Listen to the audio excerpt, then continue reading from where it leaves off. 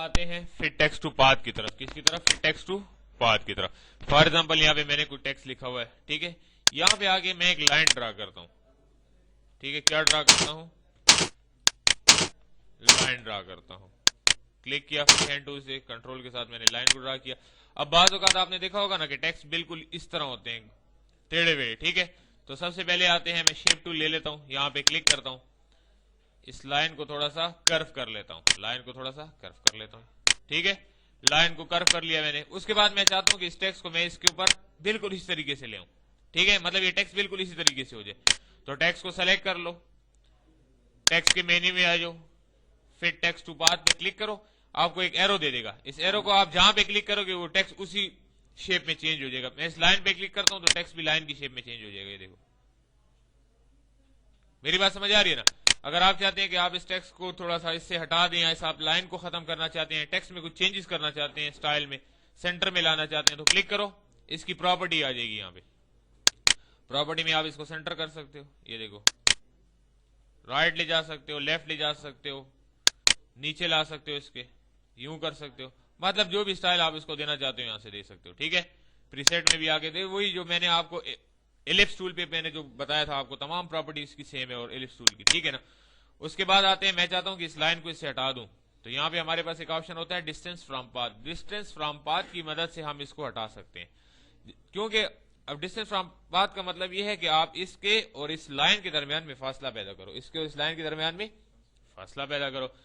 तो यहाँ क्या कहता है? 0.0 तो कोई फासला नहीं है, कोई डिस्टेंस नहीं है ना। तो आप ऊपर वाले छोटे से डॉट को क्लिक करो तो 0.5 हो जाएगा इसका फासला। देखो थोड़ा सा ऊपर चला गया ये। बाहर क्लिक करो, बाहर क्लिक करने के बाद इस लाइन को यहां सेलेक्ट करके आपने डिलीट कर देना है। मेरी बात समझ आ रही है? कीबोर्ड से डिलीट प्रेस करो, ऑटोमेटिकली डिलीट हो जाएगा। अब आते हैं, मैं चाहता हूं कि इसको मैं थोड़ा सा सीधा करना चाहता हूं, वापस सही हालत में लाना चाहता हूं, तो हमारे पास यहां पे एक ऑप्शन है align to base line. Align to base line, तो अलाइन टू बेस लाइन का मतलब बेसिस तो बिल्कुल सीधे हो जाएंगे, लेकिन ये वर्ड जो है फिर भी टेढ़ा बेड़ा रहेगा। देखो, तो ये भी एक स्टाइल है अगर आप इसको रखना चाहते हो।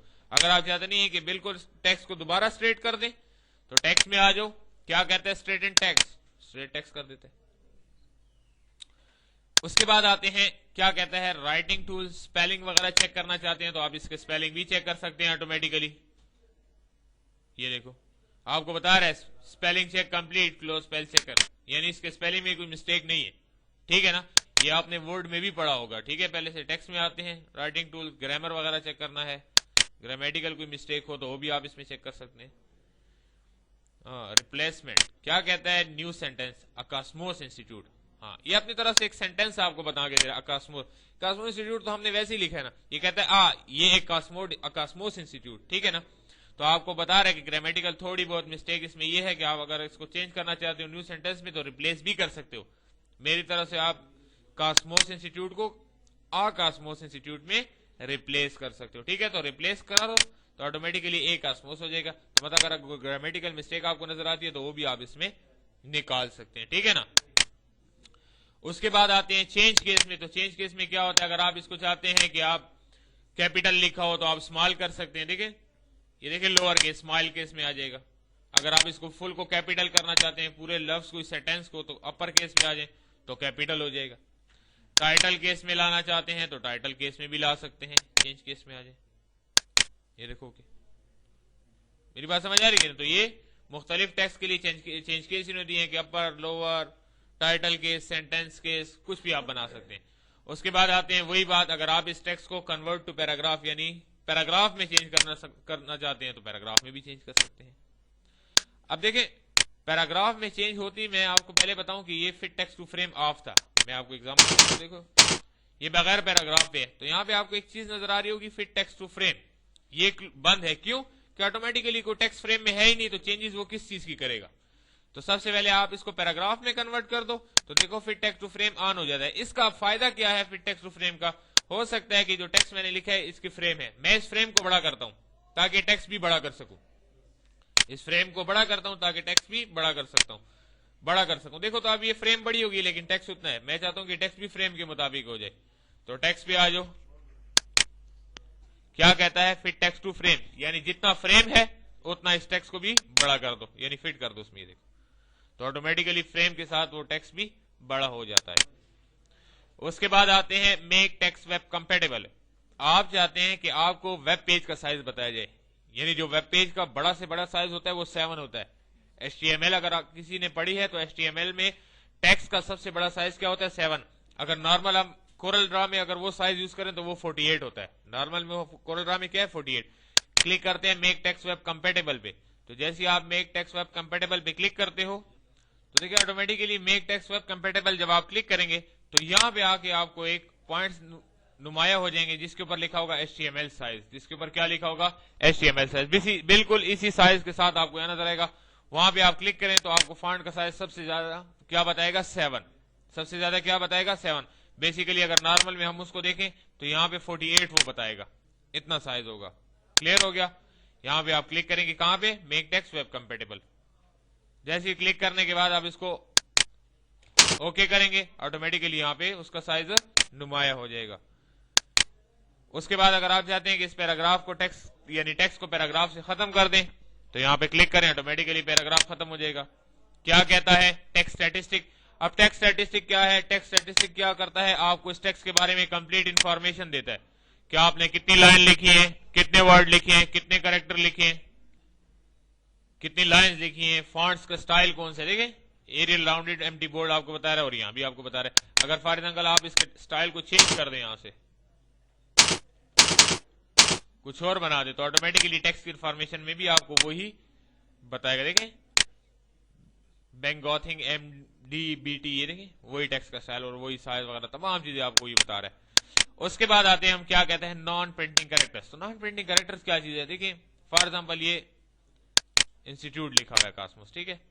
मैं इसको थोड़ा साइज छोटा कर देता हूं, ठीक है। यहां पे क्लिक करता हूं, ठीक है। इसको एंटर करके नीचे ले आता हूं। इसके साथ मैं कुछ और भी लिखता हूं,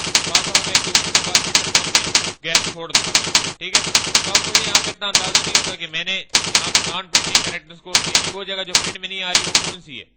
दूसरी फायदा आपको ये है कि यहाँ पे आपको बताता है कि आपने कितनी लाइन छोड़ी है, उनके स्पेस भी यहाँ पे बता रहा होता है। आपको अंदाजा हो जाएगा, एक इंटर पे एक बताता है और 2 इंटर पे 2 निशान लगा के देगा आपको नॉन प्रिंटिंग कैरेक्टर्स के। टेक्स्ट पे आ जाए, क्या कहता है? Show non printing characters. देखो ये उस वक्त आपको शो करेगा जब आपने टेक्स्ट को सेलेक्ट किया होगा, ठीक है। उस हालत में टेक्स्ट को सेलेक्ट किया होगा जिस हालत में हम लिखाई कर रहे होते हैं। ये देखें, अब ये देखिए 2 आपको नजर आया, इसका मतलब है कि 2 लाइनों का स्पेस हमने यहाँ पे छोड़ा, यहाँ पे 3 लाइनों का स्पेस छोड़ा है। और ये वो एरिया है जो नॉन प्रिंटिंग कैरेक्टर्स में, इसकी प्रिंटिंग नहीं हो सकती क्योंकि यहाँ पे कुछ नहीं है ना। जब किसी जगह पे कुछ नहीं होगा तो ऑलरेडी वो वहां पे उस जगह की प्रिंटिंग भी नहीं होगी, ठीक है। यहां से भी आप कर सकते हैं, ठीक है। इसकी शॉर्टकट भी उन्होंने बताई है, कंट्रोल शिफ्ट और सी। कंट्रोल शिफ्ट और सी की मदद से भी आप देख रहे हैं। देखिए कंट्रोल शिफ्ट और सी कीबोर्ड से आप प्रेस करें ऑटोमेटिकली आपको नॉन प्रिंटिंग कैरेक्टर शो करेगा, राइट। उसके बाद आते हैं लिंक के ऊपर। तो लिंक क्या काम करता है? देखिए अगर आप चाहते हैं कि किसी 2 पैराग्राफ को या 3 या 4 पैराग्राफ को लिंक करना चाहते हैं तो लिंक भी उस वक्त आपका अलर्ट होगा यहाँ पे जब आप किसी भी टेक्स्ट को एज अ पैराग्राफ लिखेंगे। खाली टेक्स्ट को ये लिंक नहीं करता। जैसे आते हैं F8 टेक्स्ट टूल लिया, यहाँ पे हम इसको ड्रा करते हैं। ये देखिए एक पैराग्राफ ड्रा किया, दूसरा तीसरा ड्रा किया, चौथा पैराग्राफ ड्रा किया।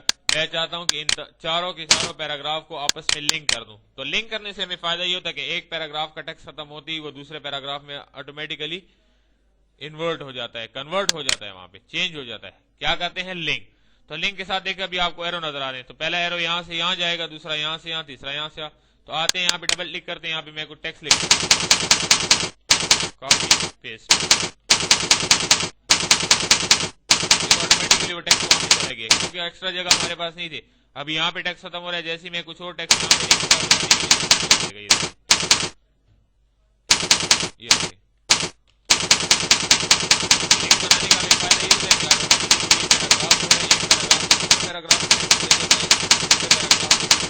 टेक्स्ट को ले जाते, ठीक है।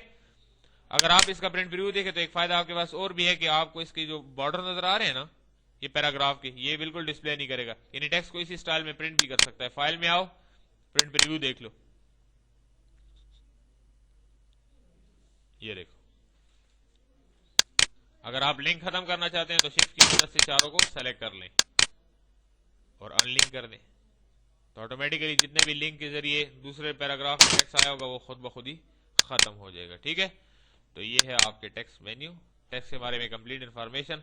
दूसरी बात मैं आपको एक बता दूं कि इंसर्ट कैरेक्टर को कंप्लीट मैं डिफाइन करूंगा उस वक्त जब हम प्रैक्टिकली काम शुरू करेंगे। ठीक है, इससे बाकायदा मैं आपको बॉर्डर्स वगैरह बना के दिखाऊंगा। ठीक है।